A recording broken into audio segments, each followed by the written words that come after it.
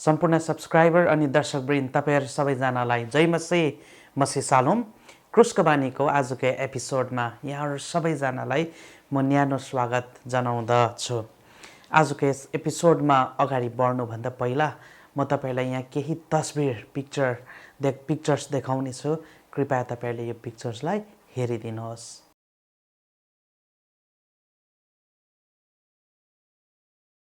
यति पिक्चर देखिसकेपछि तपाईहरु धेरैजनालाई थाहा भइसक्यो यो व्यक्ति को हो भनिकिन चिनिसक्नुभयो।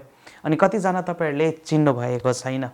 यदि तपाईहरुले यस व्यक्तिलाई चिन्नु भएन भने म यस व्यक्तिको विषयमा बताउन लागेको छु। अहिले यस व्यक्ति सोशल साइटमा सामाजिक सञ्जालमा धेरै भाइरल भएर गइरहेको छ। यो व्यक्ति चाहिँ को भन्दाखेरि यो व्यक्ति चाहिँ स्वघोषित अगमवक्ता एबो नोहा भन्ने व्यक्ति, जसलाई एबो नोहा भनिकिन चिन्छ, स्वघोषित अगमवक्ता उहाँ हुनुहुन्छ। अनि यो व्यक्ति चाहिँ कहाँको रहेछ भन्दाखेरि चाहिँ यो व्यक्ति चाहिँ घानाको हो। अनि यो व्यक्तिले चाहिँ एउटा दाबी गरे। त्यो दाबी चाहिँ के हो भन्दाखेरि चाहिँ परमेश्वरले मलाई रेभेलेसन प्रकाश दिनुभयो, परमेश्वरले मलाई दर्शन दिनुभयो। अनि परमेश्वरले त मलाई यो दर्शन र यो प्रकाशमा मलाई भन्नुभयो कि म चाहिँ 25 डिसेम्बर 2025 को दिन चाहिँ संसारमा फेरि ग्लोबल फ्लड विश्वव्यापी जल प्रलय ल्याउनेवाला छु। अनि यो जल प्रलयद्वारा चाहिँ विश्वलाई फेरि नाश गर्छु भनिकिन मलाई परमेश्वरले दर्शन दिनुभयो। यो कुरो परमेश्वरले मलाई भिजन दिनुभयो भनिकिन चाहिँ यो व्यक्तिले चाहिँ भनेको थियो। अनि त्यसपछि यो व्यक्तिले भन्यो त्यसै कारणले गर्दा परमेश्वरले मलाई चाहिँ मानिसहरूलाई बचाउनको निम्ति चाहिँ जहाज बनाउनु भनेको छ भनिकिन यो व्यक्तिले बताएको छ। अनि भिन्न भिन्न स्रोतहरूद्वारा सोर्सेसहरूद्वारा पत्ता लागेको छ कि यो व्यक्तिले चाहिँ जम्मा 8 वटादेखि 10 वटासम्म जहाज चाहिँ बनाएछ। अनि एउटा जहाजमा चाहिँ जम्मा यस्तै 5000 मान्छे अटाउन सक्ने जहाज चाहिँ यो मान्छेले बनाएछ। अनि यो जहाज बनाउनको लागि चाहिँ यो मान्छेले विभिन्न जग्गाहरूबाट चाहिँ पैसा पनि उठाएको छ। तर के डिसेम्बर 25 2025 को दिन परमेश्वरले फ्लड ल्याउनु भयो, के संसारको विनाश भयो? भएन नि है। तर यो मान्छेले चाहिँ यो कुरोको दाबी गरेको थियो। अब 8-10 वटा जहाज पनि बनायो उठेको पैसाले, तर बाँकी पैसाले चाहिँ यो व्यक्तिले चाहिँ मर्सिडिज बेन्ज गाडी चाहिँ किनेछ। इन्डियाको हिसाबमा भन्नु हो भने लगभग 80 लाखदेखि लिएर 1 करोड बीचको गाडी चाहिँ यो व्यक्तिले चाहिँ किन्यो अनि किनेको छ। अब जब यो व्यक्तिले भनेको जस्तो दर्शन पुरा भएन, अगमबानी भएन, पुरा भएन। अब यो व्यक्तिले चाहिँ के भन्यो भन्दाखेरि चाहिँ परमेश्वरले चाहिँ उहाँको यो फ्लड ल्याउने कुरा चाहिँ पोस्टपोन गर्नुभएको छ। किन भन्दाखेरि चाहिँ परमेश्वरले चाहिँ धेरै मानिसहरूलाई अझै पश्चाताप गरेको चाहन्छ। अनि म आफूलाई पनि मानिसहरूलाई बचाउनको लागि अझै ज्यादा जहाज बनाएको चाहनु भएको छ। त्यही कारणले गर्दाखेरि चाहिँ परमेश्वरले चाहिँ पोस्टपोन गर्नुभयो भनिकिन चाहिँ भनेको छ। त्योपछि अहिले चाहिँ फिलहालमा चाहिँ जो घानाको अथोरिटी थियो, घानाको अथोरिटीले चाहिँ यो मान्छेलाई चाहिँ पक्रेको छ। किन भन्दाखेरि फल्स इन्फर्मेसन दिएकोमा अनि मानिसहरूलाई चाहिँ पब्लिकलाई चाहिँ प्यानिक गरेकोमा यो कारणले गर्दाखेरि चाहिँ अथोरिटीहरूले चाहिँ पक्रेको छ। यहाँ चाहिँ एउटा स्वघोषित झुटो अगमवक्ता एबो नोहाको कुरा चाहिँ हामी यहाँनिर देख्न सकिरहेको छ। त्यसो भए अब हामी यो घटनाबाट चाहिँ के चाहिँ सिक्न सक्छौँ या चाहिँ हामी के चाहिँ सिक्ने हो? सबभन्दा पहिलो कुरा हामी के सिक्न सक्छौँ भने चाहिँ वर्तमान समयमा विश्वासीहरूले चाहिँ परमेश्वरको वचनलाई भन्दा चाहिँ स्वघोषित अगमवक्ताहरूको आवाजलाई, वचनलाई चाहिँ माथि राख्न थालेको छ। परमेश्वरको वचनभन्दा माथि राख्न थालेको छ। यही कुरो वर्तमान समयको धेरैवटा मण्डलीहरूमा अनि विश्वासी माझहरूमा सत्यता भएर गइरहेको छ। विश्वासी अनि मण्डलीले चाहिँ परमेश्वरको पवित्र वचनलाई चाहिँ उच्चमा होइन, तर परमेश्वरको पवित्र वचनभन्दा उच्चमा चाहिँ मान्छे स्वघोषित अगमवक्ताहरूले भनेको अगमबानीहरूलाई नै राखिराखेको छ। अनि घानाको मानिसहरूले पनि यही कुरो गरेको हामीले यहाँनिर देख्यौँ नि। किन भन्दाखेरि उत्पत्ति 9 अध्यायको 11 पदमा परमेश्वरले भन्नुभएको छ, त्यहाँनिर वचनमा लेखिएको छ यो प्रकारले, म तिमीहरूसित मेरो यो करार स्थापित गर्दछु कि कुनै प्राणी फेरि जल प्रलयको पानीले नष्ट हुने छैन औ पृथ्वीलाई सर्वनाश गर्न फेरि कहिले जल प्रलय हुने छैनन्। उत्पत्ति 9 अध्याय 11 पद। परमेश्वरले यहाँ भन्नुभएको छ नि, करार बान्नु भएको छ, फेरि फेरि विश्वलाई चाहिँ म पानीद्वारा जल प्रलयद्वारा चाहिँ नाश गर्दिनँ भनिकन। तर घानाको मान्छेहरूले यहाँनिर के देख्दैछ भन्दाखेरि चाहिँ परमेश्वरको पवित्र वचनमा भन्दा ज्यादा भरोसा र विश्वास चाहिँ कहाँनिर राख्यो, यो एबोनुवाको स्वघोषित अगमवक्ताको अगमबानीमा चाहिँ राखेको छ नि। त्यही कारणले गर्दा उनीहरूले पैसा पनि दियो अनि आफ्नो पैसाको पनि सबै उनीहरूले मिसयुज गरेको छ यहाँनिर। अब हाम्रो लागि सिक के छ? वर्तमान समयमा सबै नेपाली चर्चेस भन्दिनँ, सबै नेपाली विश्वासीहरू पनि भन्दिनँ, तर कतिवटा नेपाली चर्चेस, कतिवटा नेपाली विश्वासीहरूमा पनि यही कुरो भइरहेको छ। अहिले नेपाली जगतमा धेरै सुघोषित अगमवक्ताहरू निक्लिकन आएको छ। म अगमवक्ता हो भनिकन भन्छ अनि उहाँहरूले भन्नुहुन्छ परमेश्वरले मलाई यो दर्शन देखाउनु भएको छ, परमेश्वरले मलाई निन्द्रामा यो कुरो बताउनु भएको छ, परमेश्वरको प्रकाश ममा यो आएको छ र म तपाईँलाई परमेश्वरको यो दर्शन सपना प्रकाश भनिरहेको छु भनिकन अगमवक्ताहरूले भन्छ है। यति सुनेपछि विश्वासीहरू के हुन्छ हो न हो है, अगमवक्ताले भनेको कुरै सही हो, उहाँले भनेकै कुरो सही हो भनिकन चाहिँ त्यो कुरोमा विश्वास गर्छ।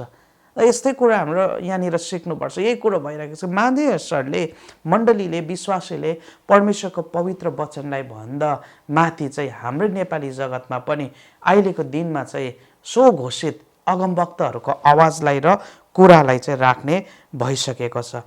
अनि यो कुरो चाहिँ डरलाग्दो कुरो हो।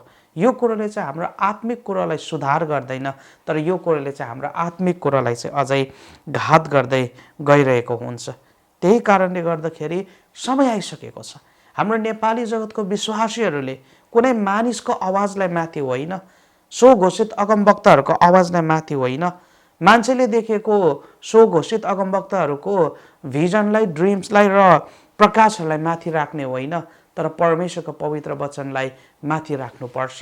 दोस्रो कुरा म राख्न चाहन्छु, मानिसहरूले परमेश्वरको जिउँदो वचन पढ्न व्यवस्था गरिरहेको छ अनि आत्माको जाँच गर्नमा चुकेको छ। म फेरि भन्न चाहन्छु, विश्वासीहरूले परमेश्वरको पवित्र वचनलाई पढ्न व्यवस्था गरिरहेको छ अनि आत्माको जाँच गर्नुमा चाहिँ चुकिरहेको छ। यो घानाको मानिसहरूकै अब हामी फेरि कुरा गरौँ है। जब यो एबोनुहा भन्ने व्यक्तिले आफ्नो परमेश्वरबाट मैले दर्शन यो पाएँ, प्रकाश यो पाएँ भनिकन उनीहरूले राख्यो, यसमा हामी मानिसहरूकै पनि यहाँनिर अलिकति फेलियरलाई देख्न सक्छौँ। त्यो के भन्दाखेरि हुनसक्छ सायद कतिजनाले परमेश्वरको पवित्र वचनलाई पढ्नुमै नेग्लेक्ट गर्यो, उनीहरूले व्यवस्था गर्यो। विशेष गरी उत्पत्ति 8 अध्याय अनि 9 अध्याय जहाँ परमेश्वरले अघि पढेको जस्तै फेरि संसारमा चाहिँ फ्लडद्वारा विनाश गर्दिन भनिकन भन्नुभएको छ। उनीहरूले प्रभुको वचनलाई पढ्न व्यवस्था गर्यो, तर स्वघोषित अगमवक्ताको दर्शन, सपना र अगमबानीमा चाहिँ उनीहरूले वास्ता गर्यो। त्यही कारणले गर्दा त्यो कुरो यहाँनिर भयो नि। अनि यी मानिसहरू, घानाको मानिसहरूले आत्माको जाँच गर्नु यहाँनिर अवश्य चुकेको छ। जो जतिले पनि फाइनेन्सियली सपोर्ट गर्यो उनीहरू आत्माको जाँच गर्न चुकेको छ। त्यही कारणले गर्दाखेरि यो सबै कुरो हुन आयो। पहिलो योना 4 अध्यायको 1 पदमा यहाँनिर आत्माको जाँच गर्ने विषयमा यसरी लेखिएको छ, हे प्रिय हो, जुनसुकै आत्माको पत्य नगर, तर परमेश्वरबाटका आत्माहरू हो कि होइन भनी जाँच गर, किनभने धेरै झुटा अगमवक्ताहरू यस संसारमा निस्किआएका छन्। पहिलो योना 4 अध्यायको 1 पद। परमेश्वरको पवित्र वचनले बताइरहेको छ, त्यति बेलादेखि नै सावधानी दिँदै आइरहेको रहेछ नि कि संसारमा धेरै झुटा अगमवक्ताहरू चाहिँ गइसकेको छ। उनीहरूले झुटो दर्शन, झुटो प्रकाश, झुटो अगमबानी लिएर चाहिँ गइसकेको छ। त्यसै कारणले गर्दा कसैले यो दर्शन, यो अगमबानी, यो भिजन भन्दैमा नपत्याउनु, तर त्यो आत्मा परमेश्वरबाट हो कि होइन त्यो कुरोको चाहिँ जाँच गर भनिकन चाहिँ प्रभुको वचनले सावधान गरिरहेको छ। तर यहाँ हामी हेर्छौँ भने कति मानिसहरू आत्माको जाँच गर्न चुक्यो, त्यही कारणले गर्दाखेरि उनीहरूले यस झुटो अगमवक्ता, स्वघोषित अगमवक्ता एबोनुहालाई चाहिँ सपोर्ट गरेको छ।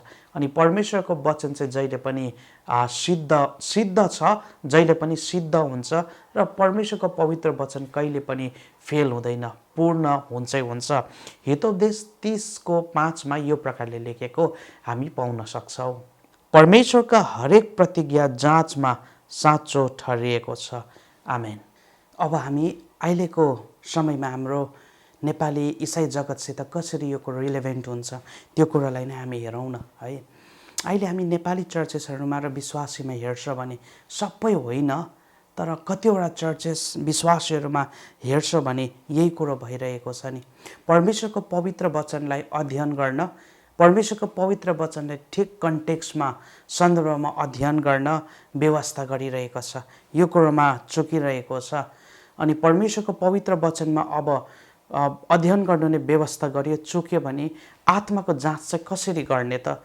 किन भन्दा जब पनि आत्माको जाँच गरिन्छ, आत्माको जाँच चाहिँ परमेश्वरको पवित्र वचनको आधारमा गरिन्छ।